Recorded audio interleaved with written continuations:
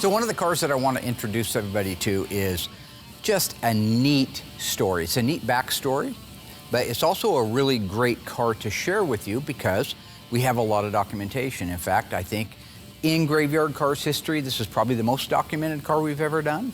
And the people that we're doing it for are the original owners. So this is the husband and wife that bought the car in 1968.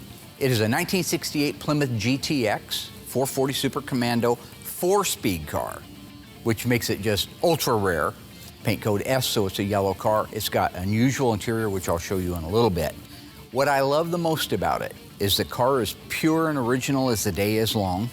More importantly even, we have all the documentation like I mentioned. We have the original Monroney sticker. This is the window sticker. So when you guys go now and buy a new car and you walk the Dodge dealership for your Challenger SRT8 Red Eye, you'll see a window sticker in there. That window sticker tells you everything the car is optioned with. All right, it even has an MSRP, manufacturer's suggested retail price, and it's tied with a vehicle identification number. They did the same thing back in the day. It was mandatory. We have that original document. We have the original warranty card, the quality assurance checkpoint cards for like the water leaks, for the paint prep. We have the key codes, the original key codes, sales invoices from the dealerships. We even have the worksheet for it.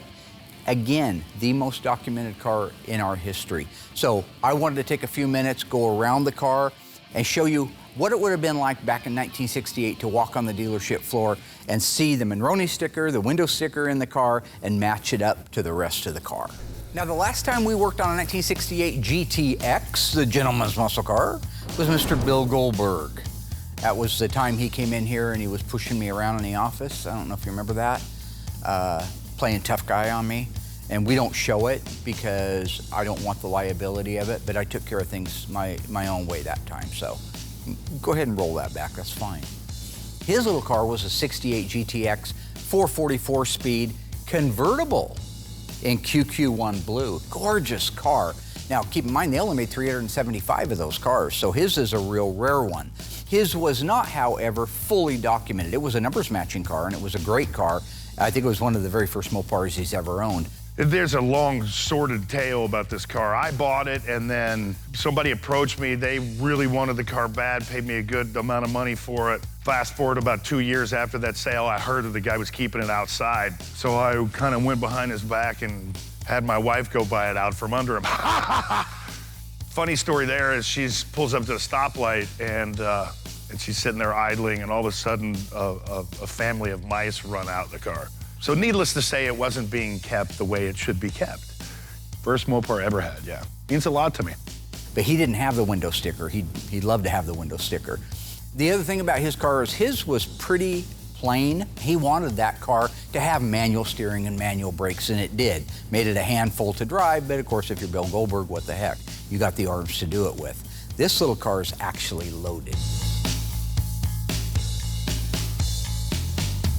All right, so the first thing I want to do is go over the original Monroney sticker. This is what you call the window sticker. It talked about what the car was, what it came standard with, what the safety standard features were, and what options it had and how much it cost. So let's just start at the top. We know by looking at this is a factory Chrysler Plymouth window sticker. In the left-hand upper corner, we got Lynch Road Assembly Plant. That's where the car was built at. That's G code.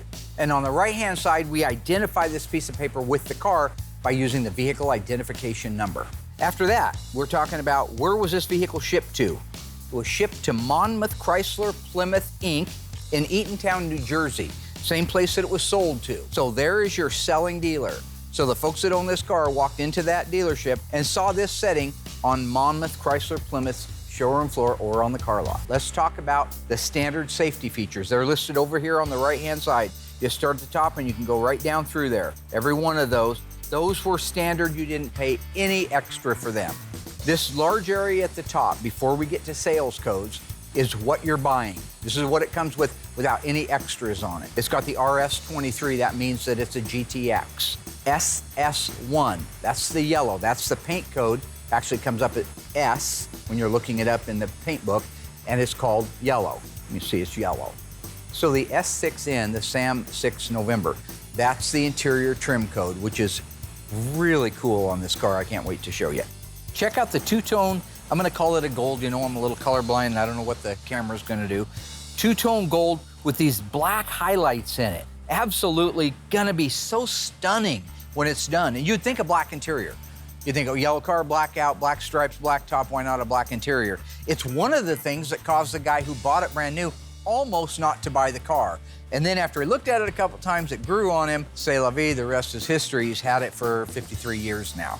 After that, we see that it's a GTX. The following equipment is standard. So it has the rear armrest with the ashtrays, dual horns, vinyl trim. That means the interior is vinyl, not leather. Front foam seat cushion. They were pretty proud of that back in the day. Bucket seats. Bucket seats were standard on a GTX because this was a gentleman's muscle car.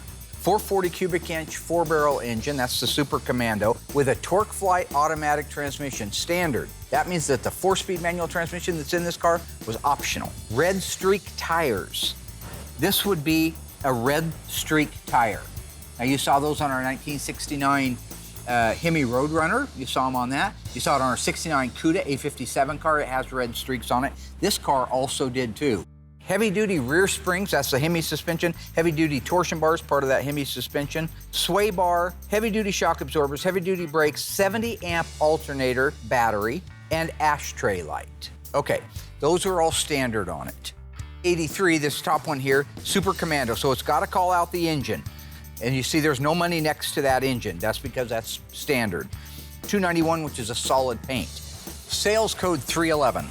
That is our body side accent stripe. Standard, no price for it, on GTXs. That's this one right here. These were available in black and white, depending on what they were. In this particular case, it says black. The other cool thing about that is they're reflective. So if you were to hit that with a light, they reflect. It's also a safety feature as well as a really cool feature. Let's check the codes, the sales codes for the options, and see if they're still on the car. 306, that's our vinyl top in black. All right, if you look next to it, they charge $81.60 if you wanted a black vinyl top. Just to put that into perspective, the material alone today is around $350 for a good vinyl top, and it's about $600 to install it. You can see there's remnants still of our vinyl roof. If you look carefully, it's the original grain pattern too.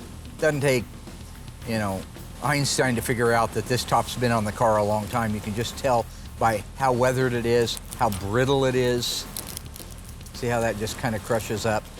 But it matches the 306. But it really sets off the side of the GTX, especially against that yellow. The next one, 393, the 4-speed manual transmission. You see that there's no price there? That's what's weird.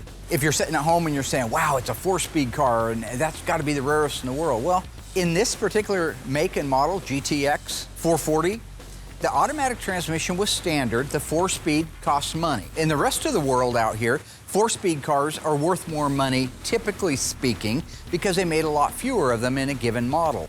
In this case, 9,771 4-speed models of the GTX were made in the hardtop with the 440, while only 6,902 automatics, which was standard. But to flip the script even more than that, if something is standard like an automatic transmission, I get it.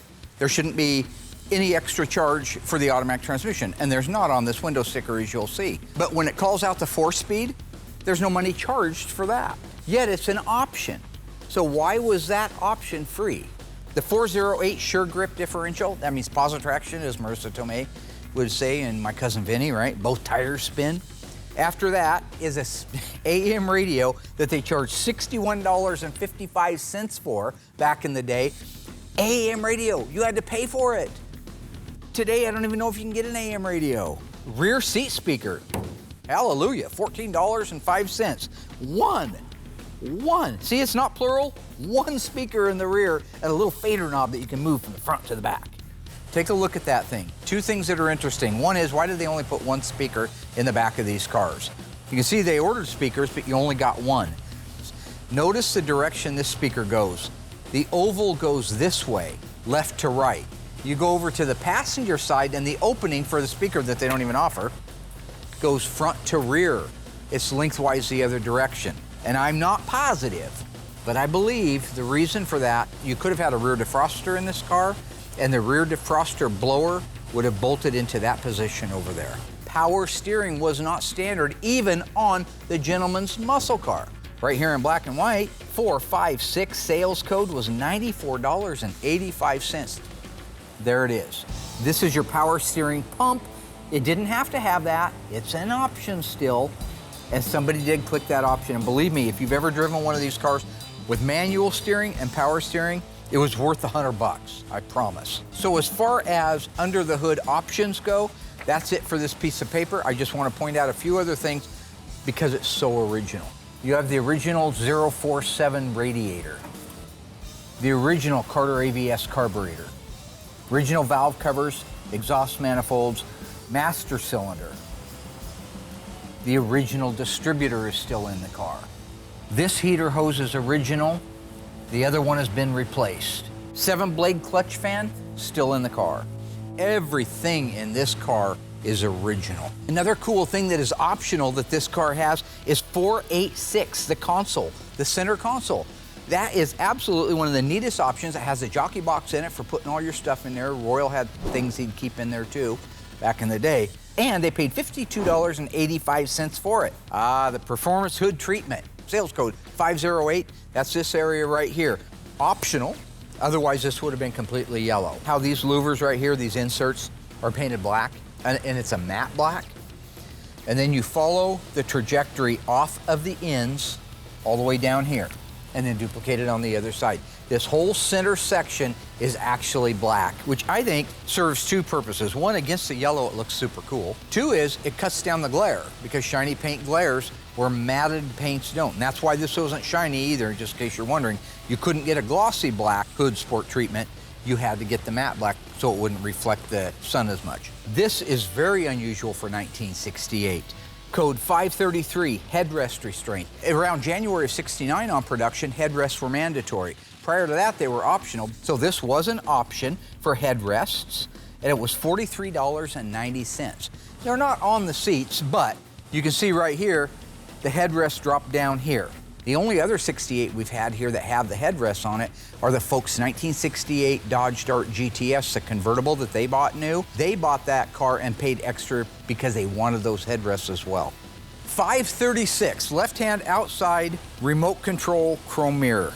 They paid $9.40 for that. You're not gonna have an aha moment, okay? It had it. It's inside the car. Actually, it's out in the parts pod right now because the owner of this car started to disassemble it several years ago and then sent it out to us to finish it up. It is drilled for it, as you can tell, and on the interior, if you look, you'll see the hole has also already been made for the remote control. This is really interesting. 580 road wheels. Look here, styled, chrome plated. Styled, chrome plated. That was what the road wheel or Magnum 500 looked like in 1968. And it cost $97.30 extra. The road wheel that you see on this car is not a chrome plated. Sure, the inside portions are. But this wheel requires a beauty ring. This style of wheel, where this is a beauty ring and not all chrome, started in 1969. Fair enough, but we know the car is a '68, so obviously somebody put later wheels on it. No, they didn't. We have actual photographs of the car when it was new, when he brought it home from the dealership, the owner of it, and it had these wheels on it. Now, what's really freaky about that is how would you put wheels on it that aren't even out yet? I mean, I know the answer. It's Marty McFly. You know what I'm saying? You get in that little DeLorean crap box, and you type in August 1st, 1969, first scheduled day of production for Chrysler's cars. Anywho, point being, Marty McFly helped him get these wheels. So that's a neat piece of trivia. Expedite manufacturer certificate, not sure. F7014 Red Streak tires, standard equipment. They called it out here, but you remember up at the top, it said it came with Red Streak tires. They're just calling it out down here on the Monroney sticker. Now, you add all that up, $3,966.95 is how much the car cost. $68 destination charge meant the total for the car was $4,034.95. And so that is the end of the sales code and the validation of our 1968 GTX. You're going to be hard-pressed to find a cooler car with better documentation that's an all-one owner, all right? So with that, I'm going to let Eli start on the disassembly of it. We'll bring one of the dry boxes around, start putting parts in it, and begin the process of restoring our 1968 Plymouth GTX 440 4-speed car. This has been Mopars with Mark on Graveyard Carz. Hello ghouls, Mark Warman here, the ice tray from Graveyard Carz. If you enjoyed this video, be sure to like it, drop a comment down below, and subscribe to our channel. We have fantastic stuff coming up, and some of it you've never seen before. I gotta go insult people. Hey Alice!